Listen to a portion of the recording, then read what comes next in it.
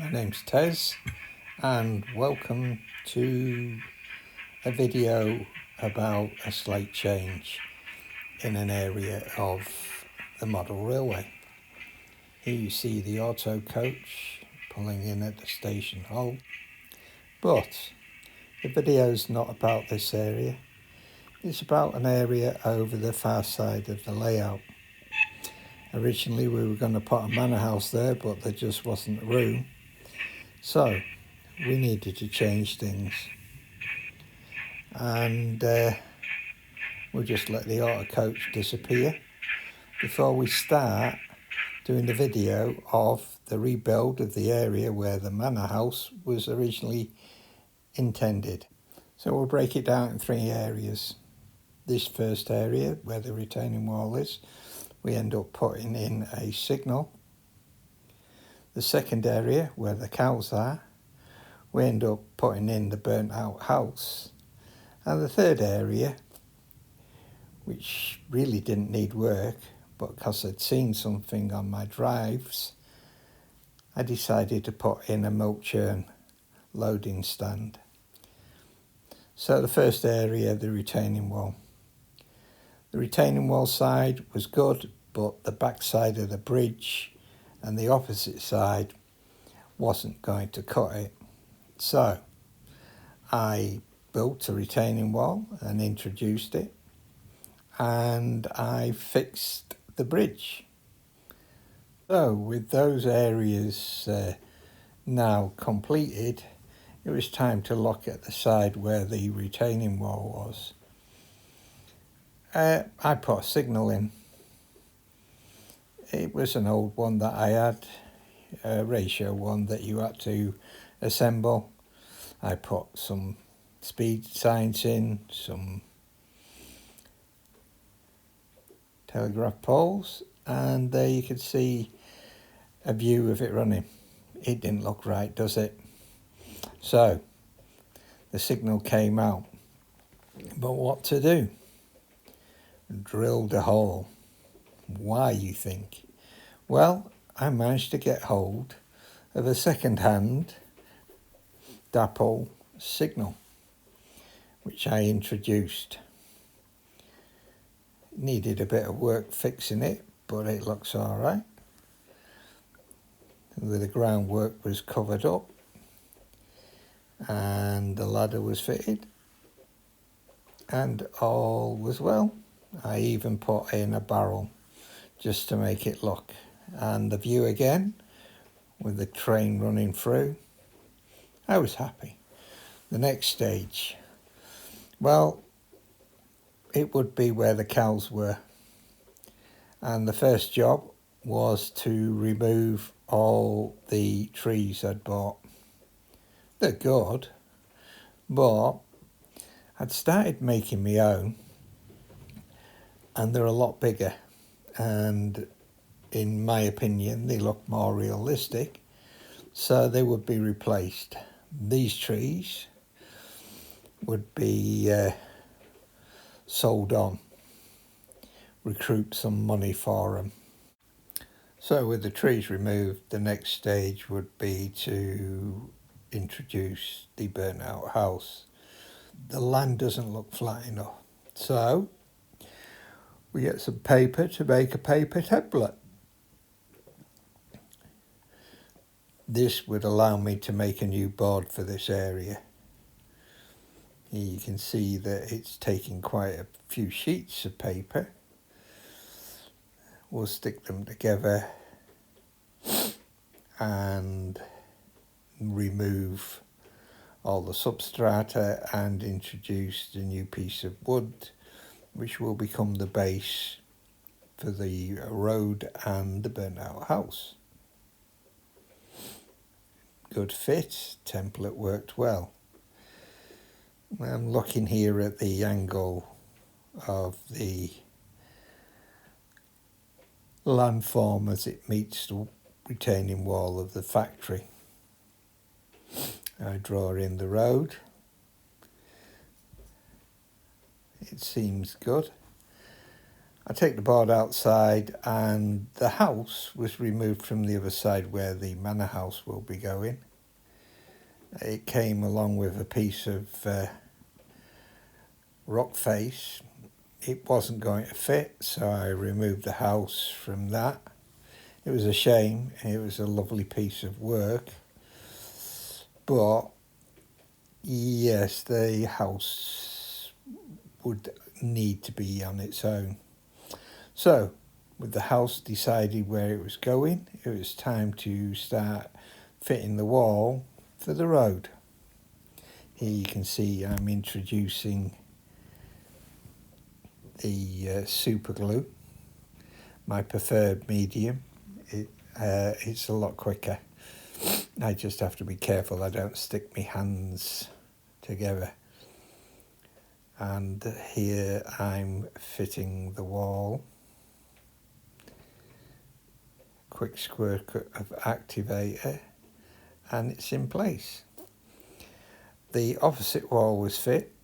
Somebody asked how I do my walls. Well, it's 2 pieces of Will's plastic sheet and then some plastistruct. Yeah, there's a channel, turn it upside down, quite a bit of filing to create the stones. And here you can see that I've laid the road surface. I'd primed all the walls beforehand. It's chinchilla dust that I use. The burnt out house. Not happy with the tiling. You can see it's too thick. It doesn't look right. Yes, you guessed it. I took it off. I put some very, very thin plastic card on it. I extended it in areas so that it wasn't looking as if the whole of the roof had been lost. The material I'll be using to create the tiles does leave slight gaps, so white would show through, so that was got rid of. And here you can see the tiles all fit. There's a massive overhang, and this is just the way that I do it. I cut that back later. But this is strange, you might think. This looks different. Well, it is. You're never going to see this, but I had some spare tiles that were different to these, so I put them on. You're not going to see it. I know it's there, but it doesn't bother me. The landform dropped in position. Quick check. Yeah, it looks good. I'll have to fill that gap. It's permanent, so it'll fill easy. Quick coat of paint. You can see where the house sits, and it's been dug out. I hate seeing houses just plonked. Houses do not sit on top of the land. Here you can see the house in position. The pathway and the stairs leading to it. Some weathering done to create the illusion of smoke damage. And we're looking good. So the next thing to do was fit the rest of the walls around the building. This front wall is the one that is next to the main retaining wall for the railway. The back wall. And we've introduced a small hut. And we've even paved out the back. It won't be seen, but houses used to have them, so we're going to build something that we think is realistic. We need to do that, including an outhouse for the toilet. It will never be seen, but here you can see where I've drilled the holes for the tree line that will be at the back of the house, just so it blends into the back scene. So, next job, static grass. And to protect everything, we covered it with masking tape. First layer of static grass is 2mm. You can see there that I've noticed a bit of tape not stuck down properly. And another bit. So the static grass will be introduced. It'll be 4 to 6mm. Make sure that the loose fibres don't go where I don't want them, hence the masking tape. Here you can see I've put a ground cover of static grass, and you can see that it's stuck to the masking tape. So now it's time to place the module in position. Here's a quick view of the back scene trees that I put in. The front area still needs grassing. The road joint needs fettling, as they say. Not quite sure what to do with this area, but I will come up with something. In the overhead view here, you can see that I've placed some brickwork or stonework that had fallen from the house. The next job is to fill this gap from the module to the retaining wall. We start by putting in some polystyrene. So, next job, we place some masking tape on areas. We fill the gap in the road. The masking tape's there so that any filler that I use doesn't stick to areas of the wall that are finished. No point in having to do a lot of rework. We're having a look at the retaining wall here. There's something not quite right. Yes, it's that bit where it joins. It's ridiculously steep. It would never be there. So, yeah, you guessed it. The retaining wall had to come out. We'll have to put a new piece in. And here you can see that I'm using some material that has once been used before, cleaning it up. We'll put an additional piece in at the bottom. We'll make it thicker so it acts as more of a thick retaining wall at the bottom. We're cutting it to the right length and shape. I tried to use material that I've used before. A bit of super glue. We'll sand in the angle on the wall bit here. It takes a while to sand, but we get there in the end. And here you can see the additional piece fitted to the bottom. This raises the whole height of the wall so that it be above or level with the board that I had in. Here you can see I'm not quite happy with the buttresses. So I decided to make some more. Offcuts are being used. First one done. To cap it off, we put some filler in. Second one fitted. A little retaining section at the end of the wall there, also installed. The filler here will all get cleaned down and it won't be noticeable. So, next job. Well, we filled all this stuff in. The retaining wall was installed. Filler was applied at the base to blend it in. The polystyrene was covered with, and then it was coloured with a nice looking brown there. Now, time to apply the static grass. Make sure it wasn't going to go areas that were already completed. We put some kitchen towel down.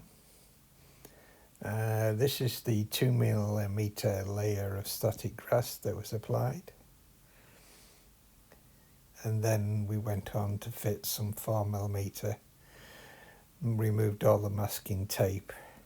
There are areas that get damaged with the masking tape coming off, and these are areas that I'll fix. We place some soil areas because it isn't always grass, and oops, I've damaged a couple of the lights.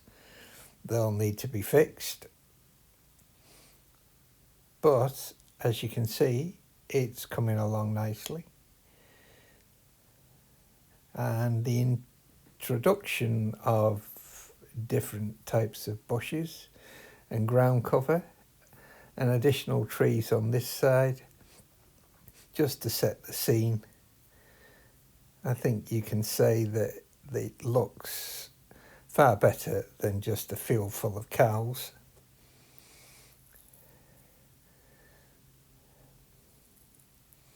Now, what's next? Well, the third part. The third part was going to be this. On my travels, I saw several of these by farms. Yes, it's where the milk churns were collected from.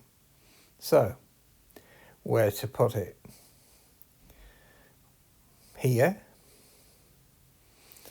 or here? Well, here's the obvious one, because this is the entrance to the farm, which will be another video later on, the manufacture of it. Here you can see me cutting a section of the wall out. It's struggling a bit. I think I need a new saw. Quick check to make sure I'd fabricated this. And now the demolition of the wall.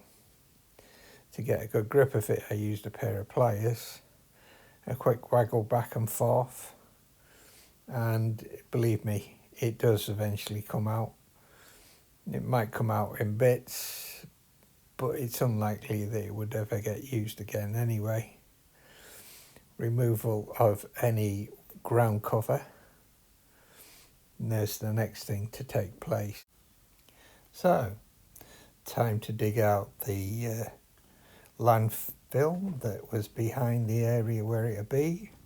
We quickly hoover the area, try and stop stuff going everywhere, and we quick test fit it, and you can see here that we've introduced another piece of rock. This will blend in nicely.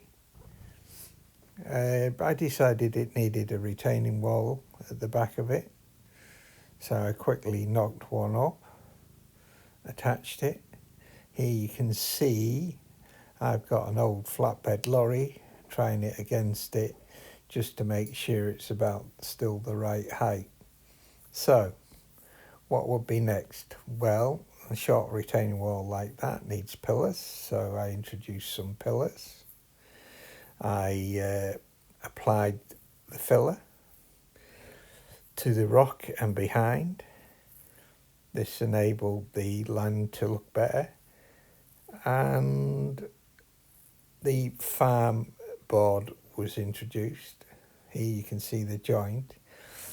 I'm thinking of putting some more pillars in here to get the retaining wall to blend into. So, retaining wall fitted, pillars fitted, farm gate fitted, and you think it's all going well, but no. The gate to the pigsty got damaged, and when I say damaged, I mean damaged. So that'll have to be fixed. Static grass was applied to blend it all in. So once the static grass was hoovered up, additional ground cover was placed. Some trees were also placed in the area. And we can take a final look now at the overall scenery and scene that we've created. Let me know what you think. Always interested in your comments. It blends in well, the burnt out house. You don't see it fully, but you just catch glimpses. It adds a little bit more detail. Oh, that shouldn't be there. And we'll take a quick view now from trackside. Thank you for watching. The next video will be coming up will be the completion of the manor house section. Goodbye.